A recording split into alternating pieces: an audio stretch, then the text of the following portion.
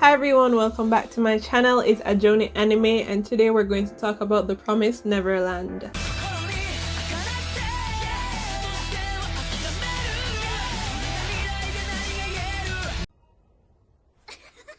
The Promised Neverland is a winter 2019 anime. It ran from January 11th to March 29th.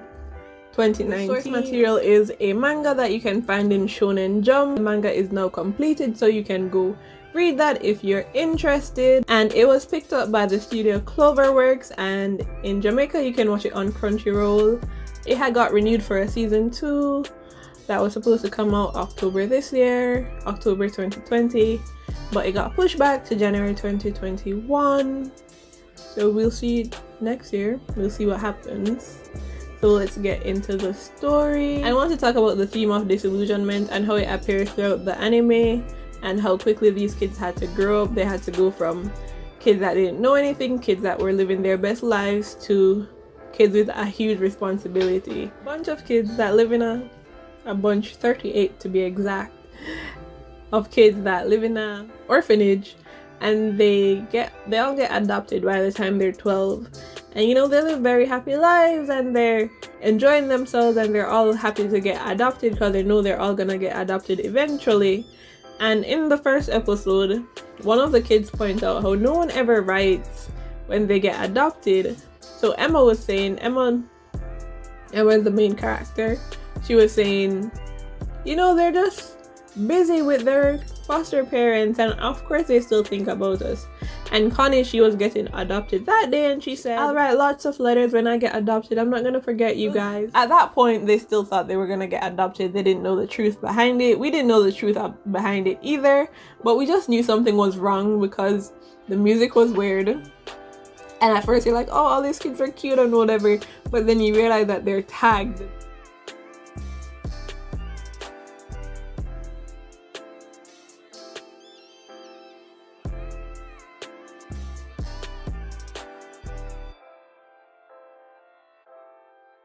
They have tattoos on their neck, like serial numbers.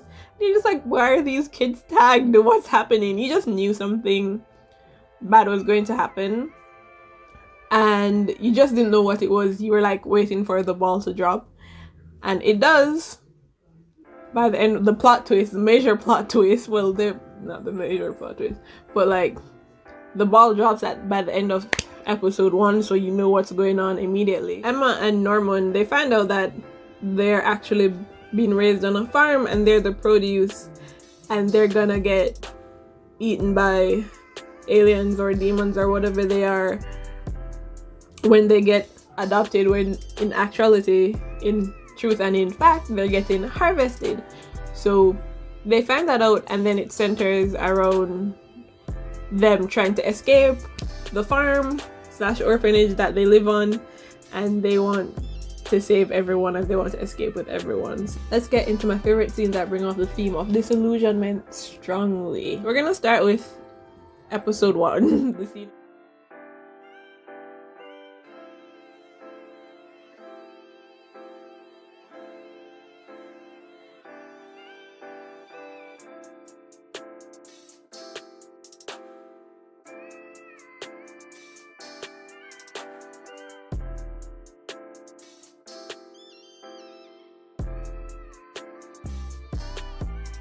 In episode 1 where Emma and Norman find out that they're not on an orphanage.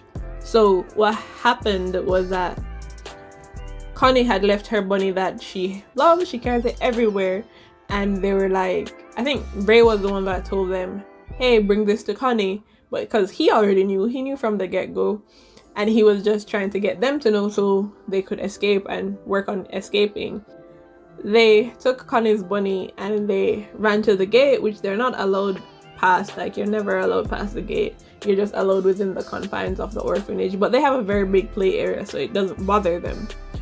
So they go and they see Connie being harvested, and they see the demons / aliens that eat the kids, and they realize the truth of what's happening.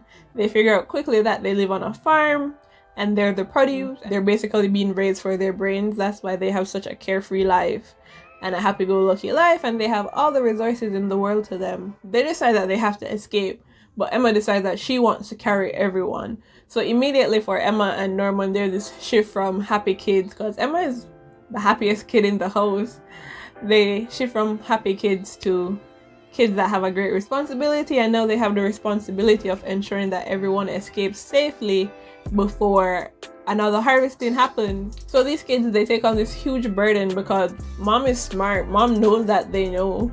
She lets them know that she knows that what they're planning. She knows that they know. She knows that they're about to. They're doing their best to outsmart an adult while they're taking on these adult responsibilities, but the whole time they're still children. That's one of the scenes that show you the major shift from kids to not so much kids anymore. The second scene I want to talk about is the scene where Don and Gilda find out what's happening.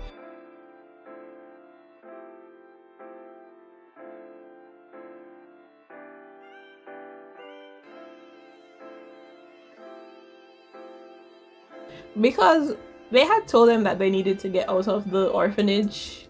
Emma, Norman, and Ray had told Don and Gilda that they needed to get out of the orphanage because they're bad people outside and they're bad people that are adopting them. They didn't tell them the full truth. So Emma had figured out that there was a secret room in Mom's room, and they said they weren't gonna check it out. They were just gonna, they just knew that it was there. No, but Don and Gilda decided that they wanted to see for themselves. So Don goes in there. Don and Gilda go in to see what's up. They find all of the toys and stuffed animals from the other kids, and that's when they realized that something was wrong, because if the kids were actually adopted, the toys would be with them. And they were really upset with Emma and Norman and Ray for not telling them the truth. They had a fight.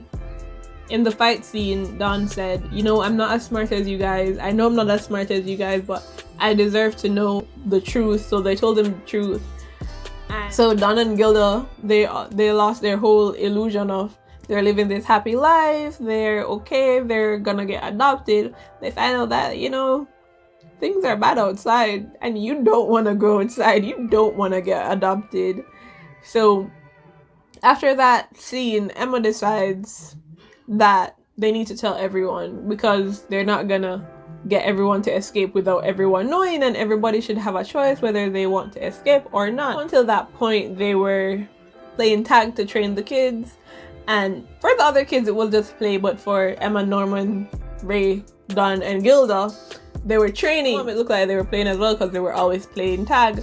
So they told the other kids what was happening, and immediately there was a shift. They were no longer they were playing. It looked like play to mom, but everything they did was them training. Now, everyone in the orphanage knew, everyone over the age of 4 knew, and they had to prepare to escape.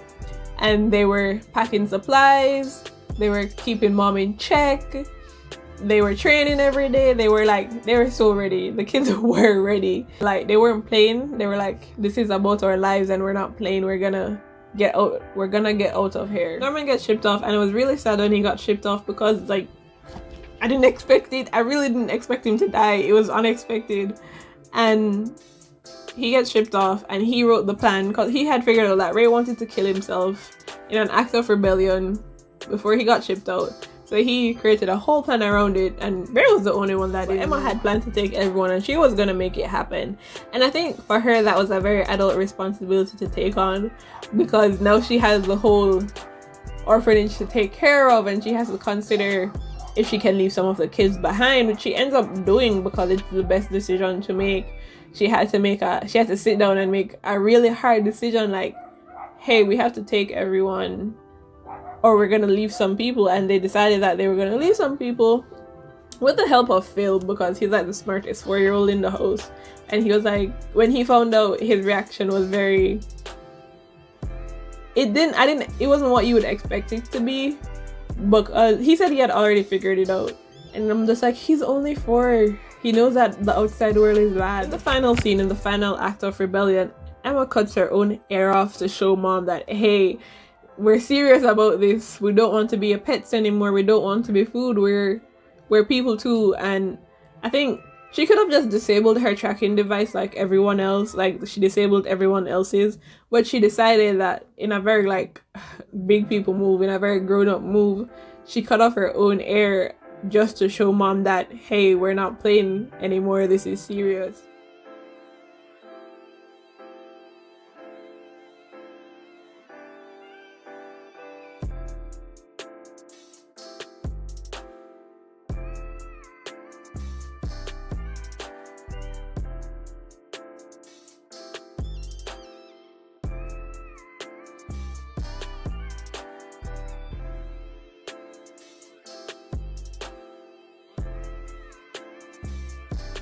My final thoughts on the anime is that you should check it out if you want. You can watch episode 1 and decide if you want to watch it after. It's not scary. Well, I don't find it scary. And I usually find stuff like Twitch is scary, so if this isn't scary, to me it's not particularly scary. It's definitely a thriller and drama. It ain't scary and you should check it out. It's not a beginner anime. If you haven't had like a couple other titles under your belt, you're probably not gonna be... If this is the first anime you watch, you probably won't like, oh my gosh, anime. You know what?